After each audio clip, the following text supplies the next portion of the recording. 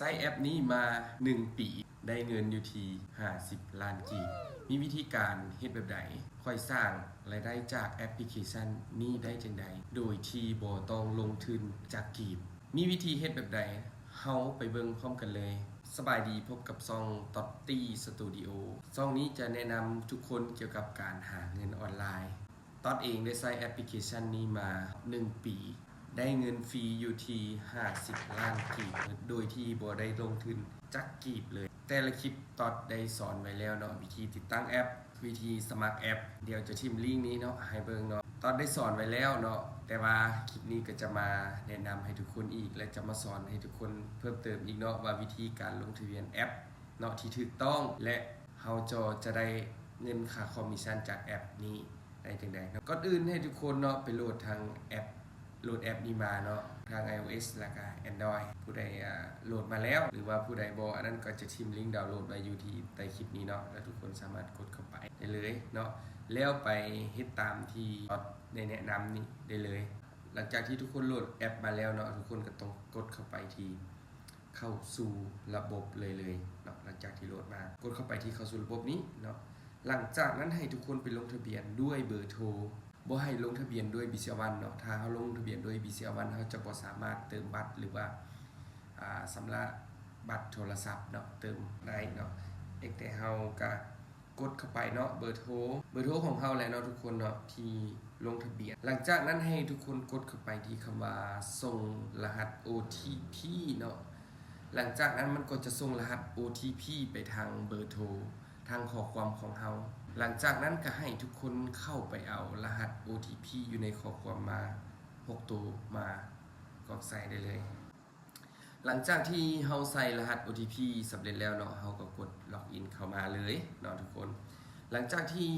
กดล็อกอินเข้ามาแล้วเนาะให้เฮากดเข้าไปหน้าแอปนี้เนาะหน้าแอปมันจะเป็นหน้าตาประมาณนี้ให้เฮากดเข้าไปที่จิ้มไปที่บอนเบอร์โทรนี่เนาะทุกคนบอนเบอร์โทรเทิงสุดนี่ให้เฮาจิ้มเข้าไปแล้วเฮาก็ไปใส่ชื่อตัวเองเนาะยกตัวอย่างคือนี่เนาะชื่อตอตตี้เฮาก็ใส่รหัสผู้แนะนำเนาะคือนี่ข้าพเจ้าได้เฮ็ดคลิปแนะนำทุกคนเพื่อจะมีเข้ากลุ่มการสอนสร้างรายได้เนาะให้ทุกคนฟรีกดรหัสนี้เลยเนาะทุกคนเนาะ14505357เนาะอันนี้คือรหัสของผู้แนะนำถ้าเฮาใส่รหัสผู้แนะนำนี้เนาะเฮาก็จึงจะได้รับค่าคอมเพิ่มจากแอปพลิเคชันนี้เนาะหลังจากนั้นให้เฮากดบันทึกได้เลยเนาะทุกคนหลังจากเสร็จแล้วเฮากดบันทึกโอเคเนาะถือว่าอันนี้ถือว่าเขาการตั้งค่าสำเร็จแล้วแอปพลิเคชันนี้ก็จะเป็นแบบว่าทุกอย่างเนาะทุกคนบ่ว่าจะเป็นการเติมบัตรเนาะเติมมูลค่าโทรก็ได้ส่วนลดเนาะทุกคนเนาะดีกว่าเฮาที่เฮาจะไปเติมผ่านแอปธนาคาร BCA1 เนาะโดยที่เฮาบ่ได้คืนจักกีบเนาะ 10,000 ก็เสีย 10,000 ทุกคนนี่ต้องเสียอยู่แล้วเนาะเดือนนึงบ่ต่ำกว่า100,000หรือ 200,000 เพื่อเติมบัตรเนาะเพื่อเข้าใช้เติมบัตรซื้ออินเทอร์เน็ตต่างๆเนาะหรือว่าเติมมูลค่าโทรฟังก์ชันนี้ก็จะเป็นการซื้อหวยเนาะทุกคนบ่ว่าจะเป็นการซื้อหวยเนาะทุกคนต้องมีรุ่นอยู่แล้วเนาะเสี่ยงโชค400 ล้านเนาะทุกคนซื้อหวยซื้อถึงปุ๊บเนาะมันจะโอนเข้าบัญชีเฮาปั๊บเลยเนาะบ่ว่าจะเป็นการซื้อเลข2ตัวจนถึงเลข6ตัวเลยเนาะทุกคนสมมุติเราสิซื้อเลข2ตัวนี้นะเฮาก็ง่ายๆแล้วเนาะตีเข้าไปแล้วก็กดเพิ่มนี่เฮาก็ได้มาแล้วเนาะถ้าเฮาสิซุ่มเลขเนาะทุกคนนี่นะเฮาสิซุ่มเลยสมมุติว่านี่เนาะเฮาสิซุ่มเอาตัวนึงนี่นะสมมุติเลขมานี่เฮาก็กดซุ่มเลยกดตกลงนี่เนาะมันก็จะได้เลข6ตัวเข้ามาทันทีเลยเนาะทุกคนนี่ถือว่าเป็นการซุ่มเลขเนาะหรือว่าเฮาสิเอาพิมพ์เลข2ตัว3ตัวก็ได้เนาะ211สมมุติว่านี่เนาะนี่เฮาก็กดตกลงเฮาก็จะได้เนาะนี่ถ้าเป็นเลข3ตัวให้เฮาติ๊กใส่ถ้าเป็นเลข3ตัวให้เฮาติ๊กใส่3เนาะทุกคนถ้าเป็นเลข6ตัวให้เฮาติ๊กใส่6อันนี้เฮาจะเอาเลข3ตัวเฮาติ๊กใส่3เฮาจะเอาจำนวนเท่าไหร่สมมุติว่าเฮาเอา 5,000 กีบนะทุกคนเอาเลข3ตัวเอาจำนวน1หูเนาะเขาเอิ้นว่า1หูเนาะที่เฮาตั้งเฮาเคยซื้อเนาะสมมุติว่า211นี่เนาะโอเคเฮาได้เลข3ตัวมาแล้ว211เนาะซื้อ 5,000 กีบปึ๊บนี่เนาะเห็นบ่เฮาจะได้มาแล้วเลข2ตัวนี่211เนาะทุกคนเฮาจะได้อยู่ที่ 5,000 กีบหลังจากนั้นเฮาก็แค่กดยืนยันการซื้อหวยถ้าเฮามีคะแนนเนาะทุกคนนี่เนาะทานมีคะแนนเฮาก็สำระด้วยคะแนนเนาะ คะแนนของเฮาได้จากหยังเนาะได้จากการที่เฮาเติมบัตรได้จากการที่เฮาซื้อหวยซื้อเลขเนาะจะได้อยู่ส่วนลดอยู่ที่50%แล้วมันจะมาสะสมเป็นคะแนนสะสมเป็นคะแนนแล้วเฮาก็สามารถเอาคะแนนนี้ไปแลกซื้อสินค้าได้ต่ออีกเนาะทุกคนแลกซื้อหวยซื้อเลขหรือว่าเติมบัตรนี่แหละเนาะถ้าเฮามีคะแนนเนาะ1,000 คะแนนเฮาก็กดสำระเลยเนาะสมมุติว่าเฮาซื้อเลข 10,000 เฮาต้องมีคะแนน 10,000 หลังจากนั้นเฮากดสำระโดยคะแนนมันจะเด้งไปบิเซียวันเนาะแต่เฮากดจ่ายไปปกติแต่มันจะบ่ตัดเงินผ่านบิเซียวันของเฮาถ้าเฮาสำระด้วยคะแนนเนาะแต่ถ้าเฮาสำระด้วยบิเซียวันเนาะทุกคน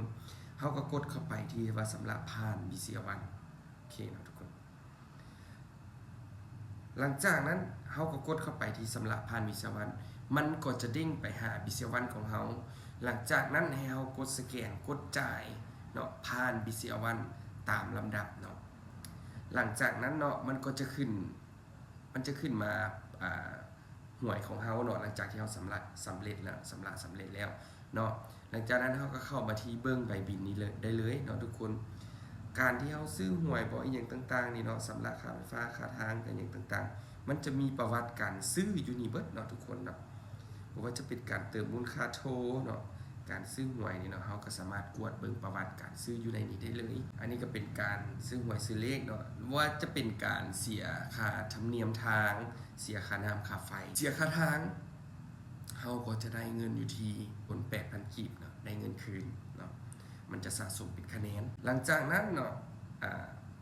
แล้วมันก็มีจ่ายไฟฟ้าเนาะนี่และฟังก์ชันที่เฮาจะหารายได้ได้อีกเนาะทุกคนก็คือฟังก์ชันที่ว่าใบหวยเนาะหลังจากนั้นเฮาก็กดเข้าไปคำว่าที่ใบหวยได้เลยกดเข้าไปที่ใบหวยเนาะเวลามื้อใดที่หวยจะออกเนาะทุกคนสามารถเขียนคำใบ้ของตัวเองได้เลยว่าเมื่อคืนนี้เฮาฝันหยังมาเฮานอนจังได๋เฮาเล่าไปเนาะแล้วเฮาสิเอาส่วนแบ่งถ้าเฮาใบ้ออกไปแล้วมีคนมาซื้อเลขนำเฮานะผ่านคำใบ้ของเฮาเนาะถ้าเขาถึกเลขเนาะถึกเท่าไหร่สมมุติว่า100 ล้าน400 ล้านก็อย่างเฮาจะได้นำค่าเจ้าเนาะอยู่ที่ 10% เนาะเฮาสามารถตั้งค่าส่วนแบ่งนี้ได้เลยเนาะทุกคนหลังจากนั้นเฮาก็กดบันทึกเนาะเฮาป้อนคำใบ้เฮาป้อนไปเลยตามที่เฮาฝันเนาะแล้วเฮาก็อยากมาเล่าอยากมาแชร์ให้หมู่เพื่อให้หมู่ซื้อเลขเนาะเฮาก็จะได้ถ้าหมู่มาซื้อตามความฝันของเฮาที่เฮาใบ้ออกไปแล้วจะมีคนมาซื้อนำเฮาถ้าเฮาซื้อเฮาก็จะได้ส่วนแบ่งถ้าเข้าถึกเฮาก็จะได้ส่วนแบ่งแล้วบัดนี้เนาะเฮาสามารถกวดเบิ่งเงินแนะนำเฮาอยู่นี่ได้เนาะทุกคนนี่เนาะนี่เบิ่งเงินแนะนำเนาะอยู่นี่สามารถเบิ่งได้เลยแนะนำได้จักคนหรือว่าเงินแนะนำเฮารอท่าจ่ายเงินแนะนำไปแล้วเนาะมีทั้งหวยมีทั้งค่าโทรเวลาเติมเงินมาเนาะมันจะมาขึ้นรายการอยู่นี่หมดเนาะทุกคนตัวนี้จะเป็นการสร้างรายได้จากแอปพลิเคชันแอปโซกไซเนาะเป็นแอปพลิเคชันที่ถูกกฎหมายสร้างรายได้อยู่แล้วเนาะเป็นของแอปของโซกไซหวยพัฒนาลาวแอปนี้ก็เปิดตัวมาปีกว่าเนาะแต่ค่อยใช้ได้1ปีสามารถสร้างรายได้ได้ถึง50 ล้านกีบเนาะนี่ก็คือการหาเงินออนไลน์ด้วยมือถือเครื่องเดียวเนาะทุกคนด้วยมือถือเครื่องเดียวเพียงแต่ทุกคนไปแนะนำไปบอกต่อหมู่ใช้แอปพลิเคชันนี้เฮาก็จะได้ค่าคอมจากแอปพลิเคชัน50% เนาะทุกคนโดยที่เฮาบ่ต้องลงทุนเป็นการที่เฮาไปบอกหมู่ไซต์ไปแนะนำให้หมู่มาใช้แอปพลิเคชันนี้แหละเฮาก็จะได้ค่าคอมก่อนจากกันไปเนาะทุกคนคลิปนี้ตอดก็ขอฝากไว้เนาะนี่คือรหัสแนะนำของตอดเองเนาะได้แนะนำทุกคนละ145055357เนาะแล้วผู้ใดอยากรู้เทคนิคการสร้างรายได้เนาะที่ว่าค่อยจะแบ่งปันในกลุ่มปิดให้ทุกคนได้ฟรีสามารถทักมาเอาลิงก์กลุ่มเนาะเข้าได้เลยเดี๋ยวจะฝากไลน์ไว้เนาะฝากแอดไลน์เข้ามาหาแล้วทักเข้ามาได้เลยเนาะใส่รหัสผู้แนะนำติดตั้งแอปให้สำเร็จแล้วแคปเข้ามาส่งเข้ามาเนาะขอเข้ากลุ่มเรียนรู้การสร้างรายได้ในกลุ่มปิดให้ได้เนาะแล้ว